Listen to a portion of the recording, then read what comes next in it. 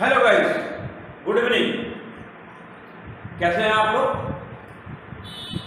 चलिए, आज हम लोग कक्षा 11 जीव विज्ञान में जो चैप्टर है ह्यूमन रिप्रोडक्शन, उसमें एक टॉपिक है स्पर्मेटोजेनेसिस, जिसे हिंदी में हम शुक्र जनन कहते हैं। तो क्वेश्चन उठता है कि ये स्पर्मेटोजेनेसिस है क्या? Spermatogenesis is nothing, it is the formation of sperm from immature cells or spermatogonia is known as spermatogenesis। या यूं कहें कि अपरिपक्व नरजनन कोशिकाओं अर्थात स्पर्मेटोगोनिया से शुक्राणु बनने की क्रिया को शुक्र जनन कहते हैं। अब नेक्स्ट पॉइंट उठता है कि ये स्पर्मेटोजेनेसिस होती कहाँ है? तो स्पर्मेटोजेनेसिस सेमनीफेरस ट्यूब्यूल में होती है। ये सेमनीफेरस ट्यूब्यूल कहाँ होती है? तो सेमनीफेरस ट्यूब्यूल टेस्टिस में जो 250 चैम्बर होते हैं, जिसे हम टेस्टिकुलर लाब्यूल बोलते हैं, उस टेस्टिकुलर लाब्यूल में सेमनीफेरस ट्यूब्यूल की जो संख्या होती है वो 1 से 3 तक होती है, जो कि हाईली कन्वोलेटेड ट्यूब्यूल होती है। उसी को हम कहते हैं सेमनीफेरस ट्यूब्यूल। उस सेमनीफेरस ट्यूब्यूल में 2 सेल होती है। कौन कौन सी? पहला है जर्म सेल और दूसरा है सर्टोली सेल। और जो सर्टोली सेल के बीच बीच में जो जगह खाली स्थान होते हैं, इंटरस्टिशियल स्पेस होते हैं, उसमें एक सेल होती है जिसका नाम होता है बेटा लेडिंग सेल। तो आइए हम देखते हैं। तो जो ये जर्म सेल कब एक्टिवेट होगी जिससे कि स्पर्म बन सके? या यूं कहें कि स्पर्मेटोजेनेसिस कब एक्टिवेट होगी? क्या बच्चा बचपन में पैदा हो गया उस समय स्पर्मेटोजेनेसिस होगी? क्या 5 साल का है तब स्टार्ट होगी? नहीं, उसमें स्पर्मेटोजेनेसिस का एक पर्टिकुलर टाइम है। वो लगभग 10 साल या 11 साल की स्थिति होती है या उसके ऊपर की। ये कब होता है एक्चुअल में? जब मेल में प्यूबरिटी टाइम आती है, मतलब किशोरा अवस्था जब आती है, तो उस समय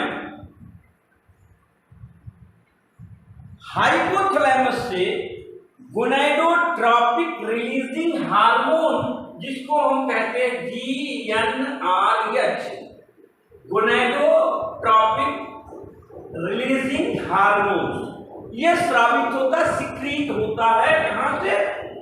हाइपोथैलेमस।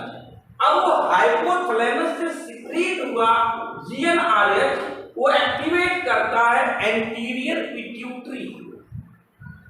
यह एंटीरियर पिट्यूटरी क्या करेगी? उसके रिस्पांस में, GnRH के रिस्पांस में 2 हार्मोन सिक्रीट करती है। एक होता है LH और दूसरा होता है FSH। LH का फुल फॉर्म होता है ल्यूटिनाइजिंग हार्मोन, FSH का होता है फॉलिकल स्टिमुलेटिंग हार्मोन। तो जो LH होता है बेटा, वो हमने जो बताया था कि जो सेमनीफेरस ट्यूब्यूल में इंटरस्टिशियल स्पेस होते हैं, अंतरकोशिकीय स्थान होते हैं, उसमें लेडिंग सेल पाई जाती है।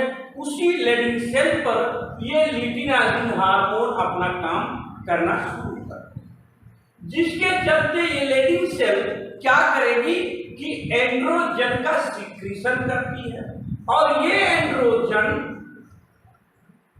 सेमनीफेरस ट्यूब्यूल को एक्टिवेट करेंगे to start spermatogenesis. Next factor क्या है? एफएसएच।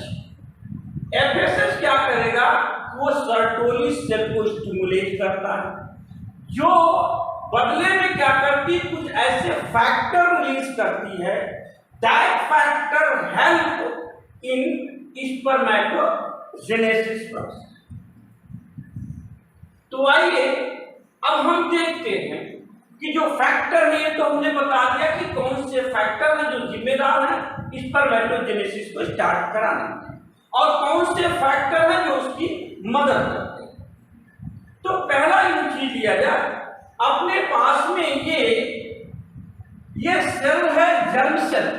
क्या? सेमनीफेरस ट्यूब्यूल की जर्म सेल है, जिसको हम कह ले कि अब ये क्या होगा? ये मल्टीप्लिकेशन डिवीजन होगा, मतलब माइटोसिस डिवीजन होता है बेटा। इस माइटोसिस डिवीजन से दो सेल बनती हैं, फिर एक एक से फिर माइटोसिस होगा, उससे दो दो सेल बनेगी। इनको हम कहते हैं स्पर्मेटोगोनिया, जैसा कि हमने यहाँ पर दिखाया है स्पर्मेटोगोनिया। अब स्पर्मेटोगोनिया जो होती है वो क्या होती है? डिप्लॉयड होती है, मीन्स कि इसमें 46 गुणसूत्र होते हैं, जैसा कि जर्म सेल में भी मैं दिखा रहा हूं, यहाँ भी 2n है, अर्थात जर्म सेल में भी 46 गुणसूत्र है, स्पर्मेटोगोनिया में भी 46 गुणसूत्र है। अब ये स्पर्मेटोगोनिया क्या करेगी कि सर्टोली सेल से कुछ न्यूट्रिशन लेगी, लेने के बाद उसमें ग्रोथ होगी। जब ग्रोथ होगी उसकी साइज थोड़ा बड़ी हो जाएगी, उस स्ट्रक्चर को हम कहेंगे प्राइमरी स्पर्मेटोसाइट। क्या बोलेंगे? Primary spermatocyte. प्राइमरी स्पर्मेटोगोनिया से प्राइमरी स्पर्मेटोसाइट बनने की जो फेज होती है उसको हम कहते हैं ग्रोथ फेज, और जर्म सेल से स्पर्मेटोगोनिया जो बनने की फेज होती है उसको हम कहते हैं मल्टीप्लिकेशन फेज, बिकॉज ये यहाँ पर माइटोसिस होती है, that is why it is known as multiplication phase.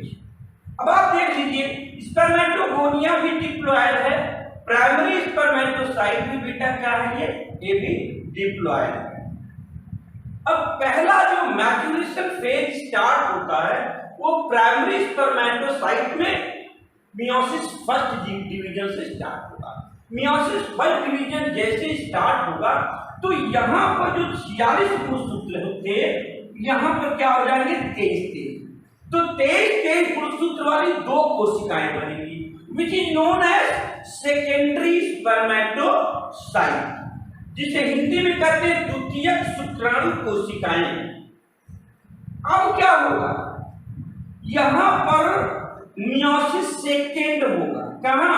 Secondary spermatocyte में। सेकेंडरी स्पर्मेटोसाइट में जब मियोसिस सेकेंड डिवीजन होगा बेटा, तो एक सेकेंडरी स्पर्मेटोसाइट से दो स्पर्मेटिड बनेगी। कितने स्पर्मेटिड? दो। और एक प्राइमरी स्पर्मेटोसाइट से दो सेकेंडरी स्पर्मेटोसाइट बनी थी।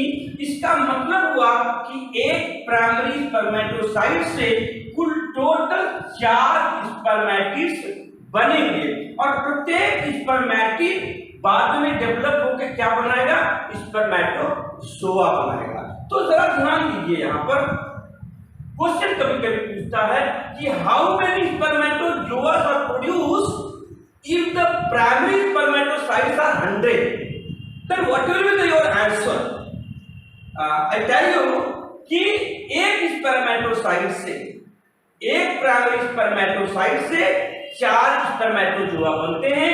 तो हमने क्या दिया कि 100 प्राइमरी स्पर्मेटोसाइट है, इसका मतलब कि 400 स्पर्मेटोजोआ बने। तो अब यहां देख लिया जाए, एक टर्म और आता है कि स्पर्मेटिड से जब स्पर्मेटोजोआ बनेगा, यहां देखिए जब स्पर्मेटोजोआ बनेगा तो उस प्रोसेस को हम कहते हैं स्पर्मियोजेनेसिस। क्या बोलते हैं? स्पर्मियोजेनेसिस। हिंदी में बोलते हैं उसे शुक्राणु जनन, जबकि स्पर्मेटोजेनेसिस को क्या बोलते हैं? शुक्र जनन। स्पर्मेटोजेनेसिस क्या है कि formation of sperm from a spermatogonia is known as spermatogenesis. But spermiogenesis is what? Spermiogenesis is the process where the spermatid converted into spermatozoa, or you can say formation of spermatozoa from the spermatid is known as spermiogenesis. अब एक term मिलता जुलता और आता बेटा जो काफी confuse कराता है। एक तो आपके पास हो गया स्पर्मेटोजोआ, दूसरा हो गया स्पर्मियोजेनेसिस, तीसरा है स्पर्मिएशन जिसको बोलते हैं। ठीक है, क्योंकि जैसे ही स्पर्मेटोजोआ बन जाएगा ये सर्टोली सेल में क्या होते हैं? एम्बेडेड हो जाते हैं। ये सर्टोली सेल अगर इसको मान लिया जाए, मेरे हैंड को सर्टोली सेल मान लिया जाए, ये यहाँ पर ये अपना जो इसका यू पॉइंट अगर लिया जाए, इस पॉइंट को लिया जाए, this is spermatozoa and this point is ectosome and ये यहां पर जाके इम्बेडेड होता है। ठीक है, इजैकुलेशन के समय होगा क्या कि ये उस पोर्शन को स्पर्मेटिड से क्या होंगे? बाहर निकलेंगे। क्या होंगे? ये बाहर निकलेंगे, तब वहां से सेमिनिफरस ट्यूब्यूल से रिलीज होते हैं। तब ये सेमिनिफरस ट्यूब्यूल से रिलीज होते हैं। कौन? स्पर्मेटोजोआ। तो इसी को कहते हैं हम कि release of sperm from the seminiferous tubule is known as spermiation. एक बार और सुन लीजिए कि release of sperm from seminiferous tubule is known as spermiation. And what is spermatogenesis? Spermatogenesis is formation of sperm from a spermatogonia is known as spermatogenesis. And what is spermiogenesis? Formation of spermatozoa from the spermatid is known as spermiogenesis. And release of sperm from seminiferous tubule is known as spermiation. Okay, man? अब ये देखिए यहां पर जब ये multiply किया तो multiplication phase, फिर ये स्पर्मेटोगोनिया से प्राइमरी स्पर्मेटोसाइट बना तो इसको हम ग्रोथ फेज कहेंगे। फिर यहां पर प्राइमरी स्पर्मेटोसाइट से सेकेंडरी स्पर्मेटोसाइट बना तो ये क्या क्या है? यहां तक जब ये सेकेंडरी स्पर्मेटोसाइट से स्पर्मेटिड तक बनता है, मतलब ये कह सकते हैं कि प्राइमरी स्पर्मेटोसाइट से लेकर के स्पर्मेटिड बनने की जो फेज होती है उसको बेटा बोलते हैं मैचुरेशन फेज। और जो स्पर्मेटिड से स्पर्मेटोजोआ बनने की जो फेज है that is known as spermiogenesis phase. Okay guys, thank you. I request you to like my videos, share and subscribe, और सब्सक्राइब करते समय बेल पर टच करने से न भूलिए ताकि आपको जो भी मैं वीडियो बनाऊं उसका नोटिफिकेशन पहले ही पहुंच जाए। धन्यवाद।